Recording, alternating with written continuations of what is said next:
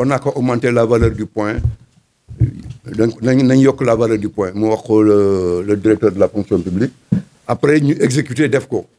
mais boobu ñu aussi ñun amuñu woon benn renseignement pour xam valeur du point bi fan nañ ko porter amuñu ko woon xam ne ni yokk nañ ko mais amuñu benn renseignement pour xam fan nañ ko yóbbu bon bi mu ko defee léegi le ministre du budget Birima Mangara mi ngi nii moom moo annoncé que ni la valeur du point a été portée de 39 francs 86 à 51,41 mu nekk en valeur absolue ñu def ko à 11 francs 55 et en valeur relative ñu yokk ko de 29%. moom moo ko annoncé le ministre Birima Mangara sa photo est là déclaration bi mu doon def mi ngi nii ñun on a pu avoir ça parce que ci surtout ministère des finances lañ ko amee bon loolu bi mu amee ñun aussi bàyyiwuñu ñu ne comme loolu la demee léegi ce qu'on va faire léegi nañ bind monsieur le président de la République ñu bind une lettre avec accusé de réception lettre baa ngi nii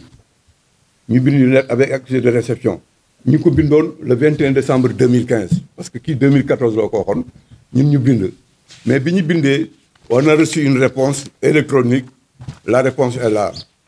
réponse bi ñu ngi ko jot le 29 décembre 2015 lettre bi mi ngi dem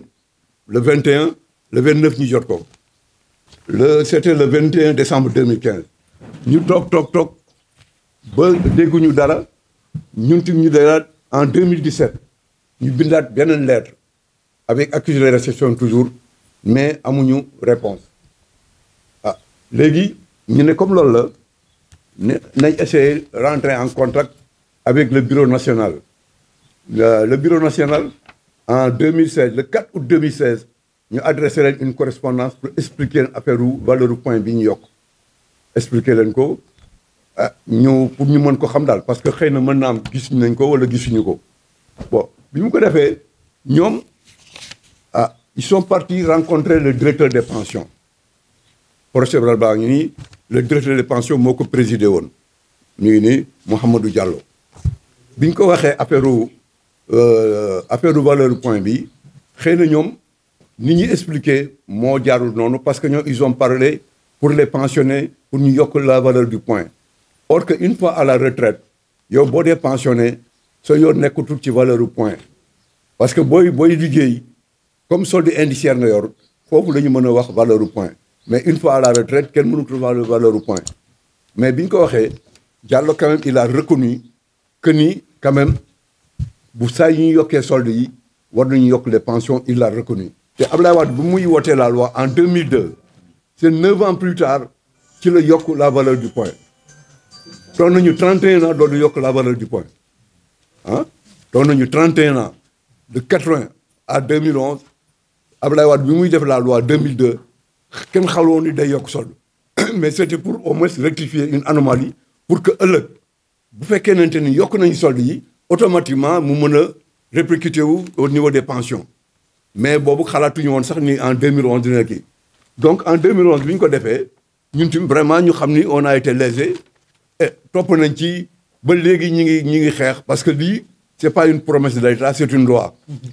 loi moo ñu ko jox kenn mënuñu ko xañ kii promesse la état bi mën na ko def comme mën na ko bañ a def mënoo ko kii mais kii c'est une loi qui a été votée à l'Assemblée nationale promulguée par le président de la République publiée au journal officiel kooku kenn mënu ci dellu ginnaaw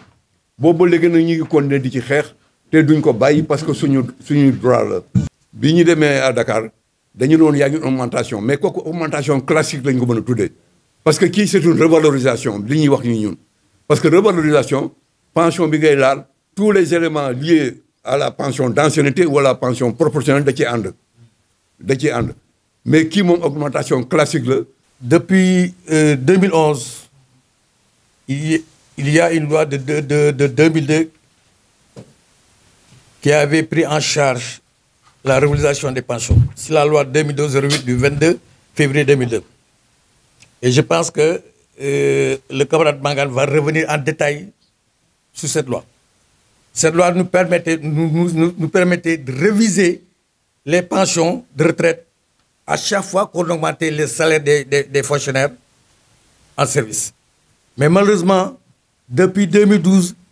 les salaires des fonctionnaires en activité étaient augmentés. Ils ont reçu une augmentation de salaire. Malheureusement, à côté, ils devaient augmenter les pensions à la même proportion que les salaires, donc à 29%. Malheureusement, ça n'a pas été fait. Depuis lors, on court derrière les autorités et le problème n'est pas encore réglé. À part ça, il y a également une augmentation qui a été promise par le président de la République, comme je l'ai dit tout à l'heure, qui a été, lors de sa déclaration au niveau de l'Assemblée nationale, le Premier ministre Boun Abdallah Dionne était revenu s'exprimer sur cette augmentation. Malheureusement, de 2012 à nos jours, il n'y a pas eu encore de suite. Alors donc, nous sommes laissés en rade. C'est pour ces raisons que nous sommes là aujourd'hui, pour crier haut et fort, pour interpeller le président de la République, que nous sommes fatigués et nous sommes prêts à tout maintenant. Donc nous allons commencer à nous battre à partir de maintenant. Aujourd'hui, nous avons fait un point de presse sur l'ensemble du territoire. Semaine prochaine, mardi 28, nous allons organiser un sitting devant la direction des pensions. Et maintenant, après, on va évaluer pour voir ce qu'il faut faire. Donc aujourd'hui, nous sommes prêts à nous battre pour rentrer dans nos droits les plus légitimes.